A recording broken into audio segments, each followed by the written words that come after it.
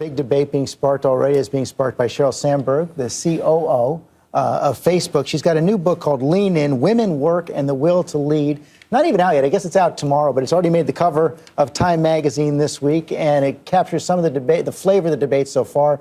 Don't hate her because she's successful. Sheryl Sandberg is going to be on GMA tomorrow, on 60 Minutes tonight, talking about her ideas.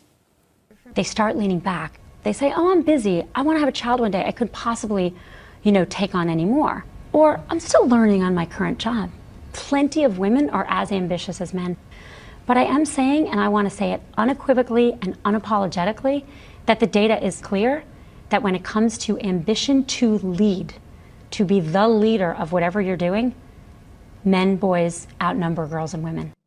And that is what is setting people off already. Look at some of this reaction. You see some of the headlines. I want to go to you, Congresswoman Schultz. You see Maureen Dowd, pom-pom girl for feminism. Washington Post, Sandberg's Lean In campaign holds little for most women. Forbes, leaning in doesn't fix what's actually broken for working women. She actually asked you to give you your Lean In story. And I proudly did so. And just look at the reaction, what the reaction to Sheryl Sandberg's book has done.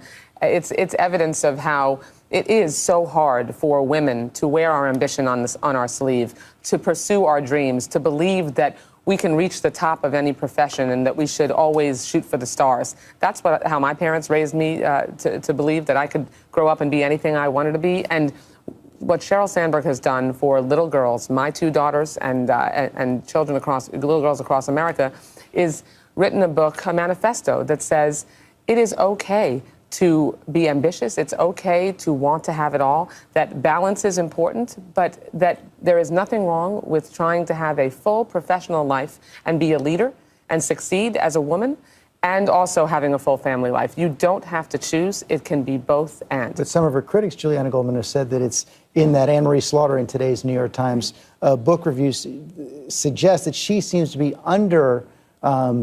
emphasizing the kind of real constraints women feel inside the workplace, institutional constraints. So in 2011, when Sheryl Sandberg gave the commencement address at Barnard College, my alma mater, a bunch of my girlfriends and I, we had for days a running email chain about how empowering this message is. And for someone like myself, I don't have children, I'm not married, but I think about my career and I think about how someday I do want to strike that balance. And so it's so important right now to be able to have role models, women having this discussion like Sheryl Sandberg, like Anne-Marie Slaughter, so that we can think about how we're going to be making choices down the road. I take it there's been a lot of resonance about this phrase she has, don't leave before you leave, which is sort of to take yourself preemptively out of the work. Did that strike a chord with you? Yeah, I mean, I think about, last May getting a call from the White House saying, okay, in 24 hours, you're going to be going on a secret trip to Afghanistan.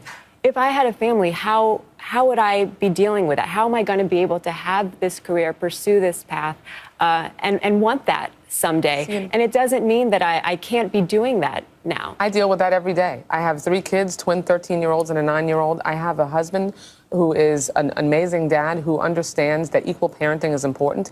He has an employer, George, that understands that making sure that he is able to have a balanced family life and be there as a professional is important. And those are all, it is a team effort through employers, through parenting, through making sure that our educational process encourages girls as equally as boys, and through girls having role models like Sheryl Sandberg who tell them it is okay to be ambitious and you should go for it when you can. Where do men fit in this debate, George?